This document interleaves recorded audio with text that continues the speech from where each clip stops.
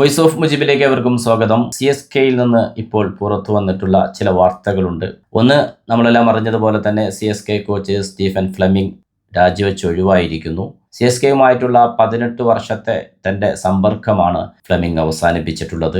ആരായിരിക്കും പുതിയ കോച്ച്? പല നിലക്ക് ചർച്ചകൾ നടക്കുന്നുണ്ട്. അതിലേറ്റവും കൂടുതൽ സാധ്യത കൽപ്പിക്കപ്പെടുന്നത് ഇന്ത്യയിൽ നിന്നുള്ള ഹേമന്ത് ബദാനിക്ക് തന്നെയാണ്. CSK മാനേജ്മെന്റ് ഫൈനൽ ഡിസിഷനിലേക്ക് എത്തിയിട്ടില്ല എങ്കിൽ പോലും സാധ്യതകൾ അപ്രകാരമാണ് മുന്നോട്ട് പോയിക്കൊണ്ടിരിക്കുന്നത്. കഴിഞ്ഞ 2 സീസണുകളിൽ വളരെ മോശം പ്രകടനമായിരുന്നു ചെന്നൈ സൂപ്പർ കിങ്സ് കാഴ്ചവെച്ചത്. എന്നാൽ അത്തരമൊരു പരാജയത്തിൻ്റെ കാരണം കൊണ്ടല്ല വിരമിക്കുന്നത്. താൽക്കാലികമായി ക്രിക്കറ്റിൽ നിന്നെല്ലാം വിട്ടുനിന്ന് കുടുംബത്തോടൊപ്പം ചെലവഴിക്കാൻ ആഗ്രഹിക്കുന്നു എന്ന് തന്നെയാണ് ഫ്ലെമിംഗ് വ്യക്തമാക്കിയിട്ടുള്ളത്. വളരെ ചാരിതാർത്ഥ്യത്തോടെ തന്നെയാണ് സ്റ്റീഫൻ ഫ്ലെമിംഗ് പടിയിറങ്ങുന്നത്. കഴിഞ്ഞ വർഷങ്ങളിലെല്ലാം മോശം പ്രകടനങ്ങളായിരുന്നെങ്കിൽ പോലും ചെന്നൈ സൂപ്പർ കിങ്സിനെ 5 തവണ കിരീടത്തിലേക്ക് നയിക്കാൻ കഴിഞ്ഞിട്ടുണ്ട്. അതുപോലെ തന്നെ ക്യാപ്റ്റൻ സ്ഥാനത്തും ഒരു അഴിച്ചുപണി CSKയിൽ നടക്കാൻ സാധ്യതയുണ്ട്. ഗേക്വാദിന്റെ ക്യാപ്റ്റൻ സ്ഥാനം നഷ്ടപ്പെടുമെന്ന് ഏറെക്കുറെ ഉറപ്പായിട്ടുണ്ട്. ആരിലേക്ക് ക്യാപ്റ്റൻ സ്ഥാനം എത്തും എന്നുള്ള ചർച്ച നടന്നുകൊണ്ടിരിക്കുന്നു. എങ്കിൽ പോലും കൂടുതൽ സാധ്യത കൽപ്പിക്കപ്പെടുന്നത് മലയാളി താരം കൂടിയായ സഞ്ജു സാംസണ് തന്നെയാണ്. പക്ഷേ അത് ഉറപ്പിച്ചു പറയാൻ കഴിയില്ല.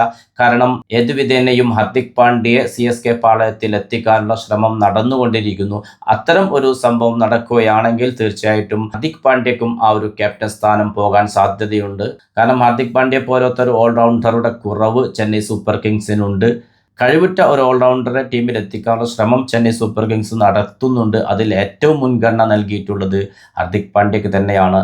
എന്നാൽ ക്യാപ്റ്റൻ സ്ഥാനവുമായി ബന്ധപ്പെട്ടിട്ടുള്ള ചർച്ചകൾ തന്നെയാണ് താരത്തെ ടീമിലെത്തിക്കുന്നതിൽ വഴിമുട്ടി നിൽക്കുന്നത്. ഹർദിക് പാണ്ഡ്യയുടെ ഡിമാൻഡ് ക്യാപ്റ്റൻ സ്ഥാനം തന്നെയാണ്. കൊൽക്കത്തയും ലക്നൗ ടീമെല്ലാം തീർച്ചയായിട്ടും ഹർദിക് പാണ്ഡ്യ കോൺടാക്ട് ചെയ്ത് നിൽക്കുന്നു.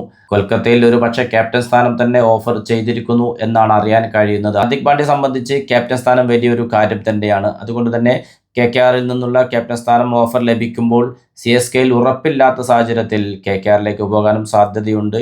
എങ്കിൽ പോലും അവസാന നിമിഷം വരെ CSKയിലേക്ക് ഹർദിക് പാണ്ഡ്യ എത്തിക്കാനുള്ള ശ്രമം നടന്നുകൊണ്ടിരിക്കുന്നു. കഴിഞ്ഞ സീസണിലെല്ലാം മികവുറ്റൊരു ഓൾറൗണ്ടറുടെ അഭാവം തന്നെയാണ് പല മത്സരങ്ങളും ചെന്നൈക്ക് നഷ്ടപ്പെടാൻ കാരണം. ആ ഒരു തിരിച്ചറിവ് കൊണ്ട് തന്നെ നിലവിൽ ഹർദിക് പാണ്ഡ്യയെ എത്തിച്ചാൽ അത്തരം പ്രശ്നങ്ങൾക്ക് പരിഹാരമാകുമെന്ന് കരുതുന്നത് കൊണ്ട് ക്യാപ്റ്റൻ സ്ഥാനം കൊടുത്താൽ പോലും ഹർദിക് പാണ്ഡ്യയെ ടീമിൽ എത്തിക്കാൻ തന്നെയാണ് CSK മാനേജ്മെന്റ് ശ്രമിച്ചുകൊണ്ടിരിക്കുന്നത്. ക്യാപ്റ്റൻ സഞ്ജു സാംസണോ അതോ ഹർദിക് പാണ്ഡ്യയോ കാത്തിരുന്ന് കാണേണ്ട കാര്യമാണ്.